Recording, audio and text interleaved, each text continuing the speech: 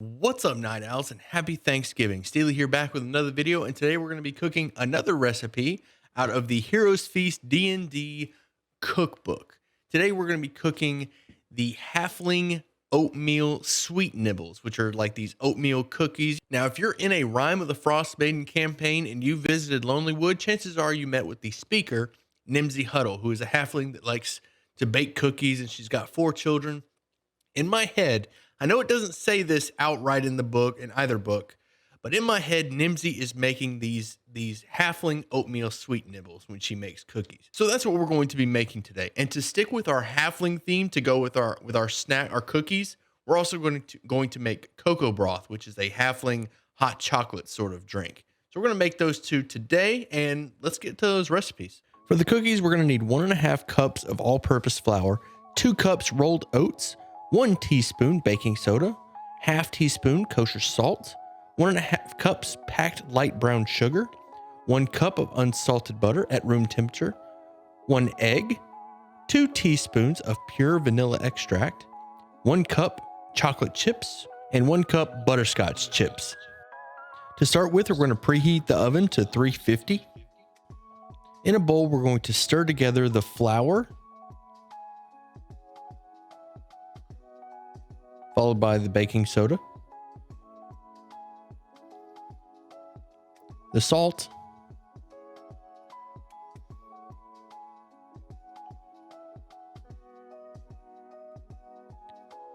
and then we're going to add our oats.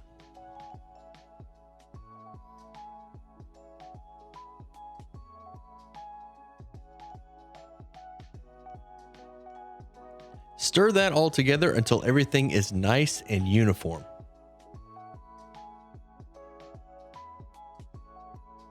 The recipe says to line 2 large rim baking sheets with parchment paper. I only lined 1 baking sheet. Regardless of how many baking sheets you line, you're probably going to have leftovers because this recipe makes a lot of cookie dough. In a separate bowl from the flour mixture, add in the brown sugar and butter and then mix it up until it's light and creamy. This may take a lot of effort depending on the temperature of the butter when you put it into the bowl. I personally used a potato masher.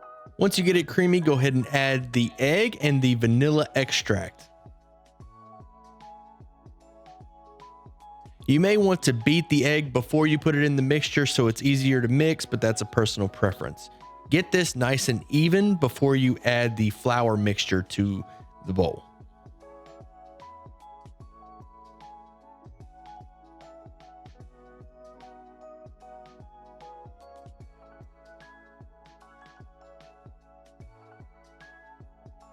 After some effort using a wooden spoon to try to mix together this flour mixture, I eventually just put my hands in the bowl and mix it up that way.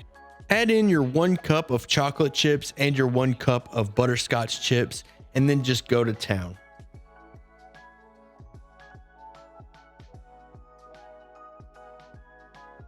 Don't be afraid to get your hands dirty in this part.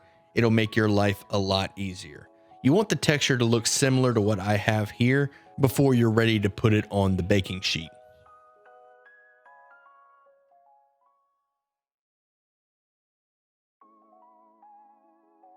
Start scooping out the cookie dough and putting it on the baking sheet, leaving enough room for the cookies to expand while they're in the oven. Keep in mind this is a halfling recipe, so these cookies should be a lot smaller than a regular cookie. Bake for about 15 minutes until the cookies are golden brown and a little darker around the edges.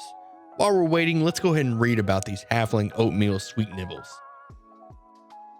Dense with oats, chocolate chips, and butterscotch, these diminutive cookies are perfect for halfling hands and the stomachs for everyone.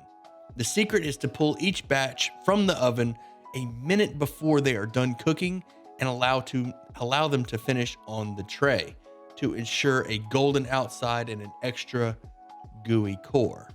Indeed, these nibbles are everything a halfling looks for at the dinner table: rich, delicious flavors, and speedy prep. Just in time for tea. For the cocoa broth, we're going to need 1/2 cup of unsweetened cocoa powder, 1/2 cup of light brown sugar, 3/4 teaspoon ground cinnamon, 1/2 teaspoon of cardamom, salt, 1 cup of water, 2.5 cups whole milk, 1 teaspoon pure vanilla extract, and 1.5 cups of espresso or very strong black coffee. In a saucepan over medium heat, we're going to add the water, the cocoa powder, brown sugar, cardamom, the cinnamon, and the salt. We want to whisk this together until it's nice and smooth, and then we're going to bring it to a simmer. After 2 minutes, we're going to add in the milk, and then we're going to let that simmer for about 10 minutes. Whisk in the vanilla and the coffee, and you can adjust the flavor with additional brown sugar if you like. A warm hearth, a cozy chair, and a steaming mug of chocolatey liquid goodness. For a halfling, this is the 7 heavens, the green hills of Vinya to be exact. Rumored to be the result when a halfling mage cast wish to find the perfect fireside beverage, this salty, sweet, and spicy cocoa creation tickles every part of the palate and cheers every part of the soul. Infused with the coffee and spices from a far-off region of Toro called Tucson, just add some marshmallows to this beverage, pick up a good book or scroll, and you can call it a night.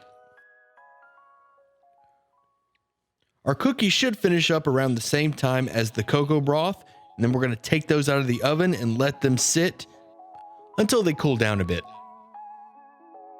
I only made 1 baking sheet worth of cookies, and the book says that you can repeat this process with the remaining dough, or you can store it in an airtight container at room temperature for up to 3 days.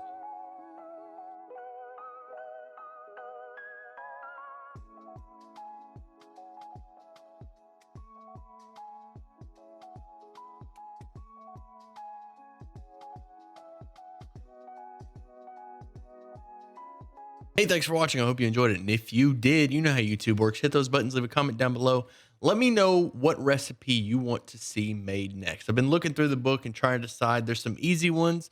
There's some really simple ones. There's some really hard ones. I've been eyeing up this pot roast recipe, but that one, it looks pretty tricky, but it's calling my name. Let me know in the comments what you want to see made, and I will have another cooking video out Saturday. I just wanted to do one today because it's Thanksgiving. I thought it was the perfect time to do a cooking video. And hey, if you want to be a part of this D&D community, make sure you join the Discord, link in the description.